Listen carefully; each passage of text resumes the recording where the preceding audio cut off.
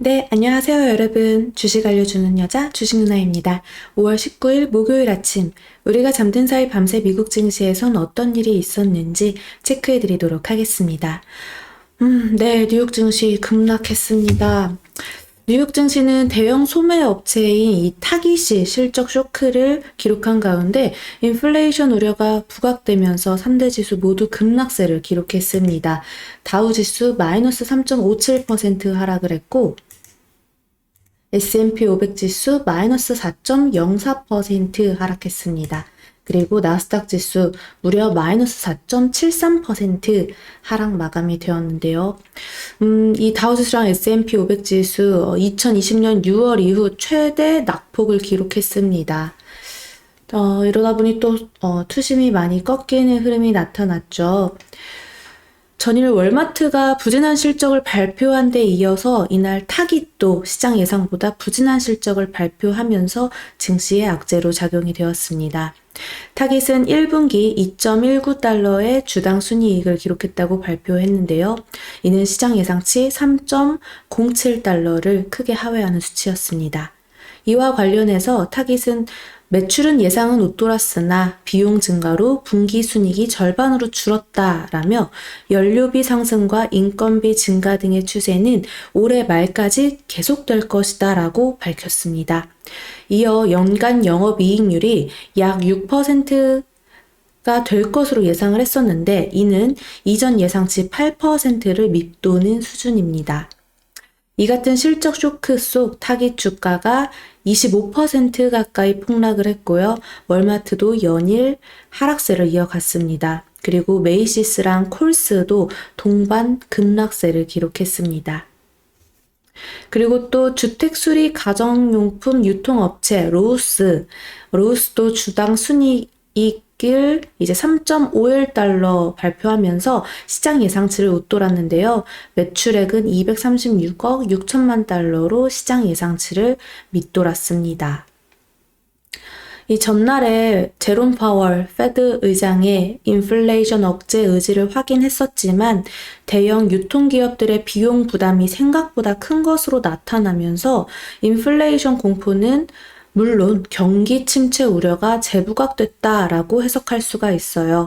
특히 소비자들이 앞으로 지출을 줄일 가능성이 커진 데다가 인플레이션 억제를 위한 페드의 급격한 금리 인상이 미국을 비롯한 글로벌 경기 침체를 초래할 수 있다는 전망이 커지고 있습니다.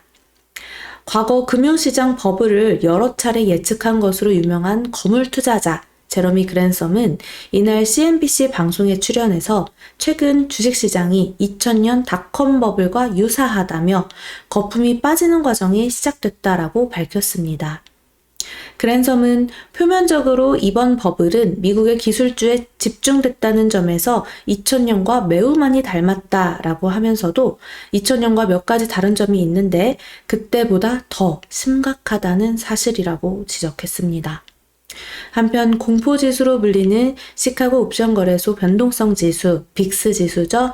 빅스 지수는 전일 대비 4.86포인트, 18.62% 급등한 30.96을 기록했습니다. 이날 발표된 4월 미국의 신규 주택 착공과 허가 건수는 감소세를 보였습니다. 미 상무부에 따르면 4월 신규 주택 착공 실적은 전월 대비 0.2% 감소한 연율 172만 4천 채를 기록했습니다. 이는 월스트리트 저널이 집계한 시장 예상치 2.4% 감소보다는 덜 감소한 수치였습니다. 국제 유가도 살펴보겠습니다. 네, 이날 국제 유가 위험 회피 심리 및 공급 우려 완화 등이 하락을 했는데요. 이 WTI 6월 인도분 가격 전거래일 대비 2.81달러 마이너스 2.50% 하락하면서 109.59달러에 거래 마감되었습니다. 다시금 110달러 아래로 떨어지는 모습이 나타났습니다. 종목별로 보겠습니다. 이 나스닥에 포진된 종목 테슬라를 비롯해서 애플, AMD, 아마존, 마이크로소프트, 페이스북, 어떤 종목 할 거 없이 대부분의 종목이 큰 폭으로 하락했다라고 보시면 됩니다. 사실상 지수가 4% 빠진 거는 종목은 평균적으로 2배 이상은 빠졌다라고 보시면 되거든요. 그래서 지금 애플 같은 경우도 마이너스 5%대 하락하면서 다시금 이 전저점 부분까지 열려 있게 됐고요. 그 외에 최근 흐름 좋게 이어가던 반도체 종목들도 큰 폭으로 하락을 했습니다. 이렇게 되면 또 우리나라장 오늘은 어떻게 될까 걱정하시는 분들 많이 계실 것 같아요.